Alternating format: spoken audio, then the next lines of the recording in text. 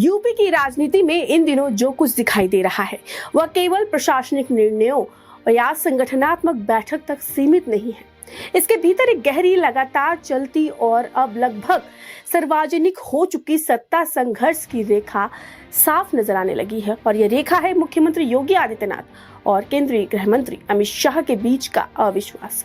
ऊपर से भले ही दोनों नेता समान औपचारिक व्यवहार करते दिखे, लेकिन राजनीतिक गलियारों में यह बात अब तक किसी से छिपी नहीं है कि दोनों की कार्यशैली, सोच और सत्ता पर पकड़ को लेकर टकराव लगातार बना रहता है। हालात यह है कि योगी आदित्यनाथ अपने पसंद का डीजीपी तक उत्तर प्रदेश में नियुक्त नहीं कर पा रहे हैं। कई अहम पदों पर फैसला सीधे केंद्र से हो रहे हैं, जिससे यह संदेश लगातार जा रहा है कि राज्य सरकार की स्वायत्तता सीमित की जा रही है। उप मुख्यमंत्री ब्रजेश पाठक और केशव प्रसाद मौर्य भी वस्तुतः मुख्यमंत्री से अधिक सीधे केंद्र से संवाद करते दिखते हैं, यानी कि अमित शाह से। यही नहीं, यूपी के प्रदेश अध्यक्ष पंकज चौधरी की नियुक्ति और उनका सार्वजनिक व्यवहार, जिसमें उन्होंने अपने किसी भी पोस्टर में मुख्यमंत्री की तस्वीर तक नहीं लगाई, यह बताने के लिए काफी है कि सत्ता एक समानांतर ध्रुव यूपी में सक्रिय है।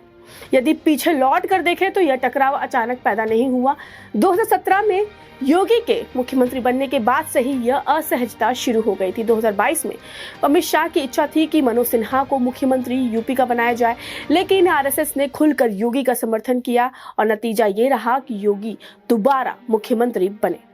2024 में अगर लोकसभा चुनाव की बात करें तो यह टकराव और भी ज्यादा स्पष्ट हो गया। अमित शाह द्वारा चुने गए कई उम्मीदवारों के प्रचार से योगी आदित्यनाथ दूरी बनाते दिखे। नतीजा ये रहा कि उत्तर प्रदेश में भाजपा को अपेक्षा से कम सीटें मिली। इसी कड़ी में अब यूपी में ठाकुर और ब्राह्मण समाज का लगातार बैठकों का दौर शुरू हो गया है। इन बैठकों का एजेंडा स्पष्ट है। योगी आदित्यनाथ, यह दोनों सामाजिक वर्ग जो है खुलकर योगी आदित्यनाथ के साथ खड़े नजर आ रहे हैं और यह संकेत दे रहे हैं कि योगी सिर्फ एक मुख्यमंत्री नहीं है, बल्कि एक सामाजिक राजनीतिक ध्रुव बन चुके हैं।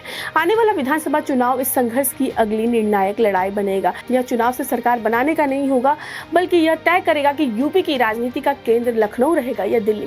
एक तरफ योगी का केंद्रीकृत, निर्णायक, जमीनी और हिंदुत्व आधारित मॉडल है जो सबको बहुत पसंद आता है।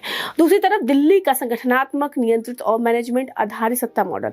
और यूपी की राजनीति अब केवल कौन जीते का सवाल नहीं है, बल्कि किसका मॉडल चलेगा, यह सवाल बन चुका है। आप अपनी राय कमेंट सेक्शन में जरूर बताइएगा।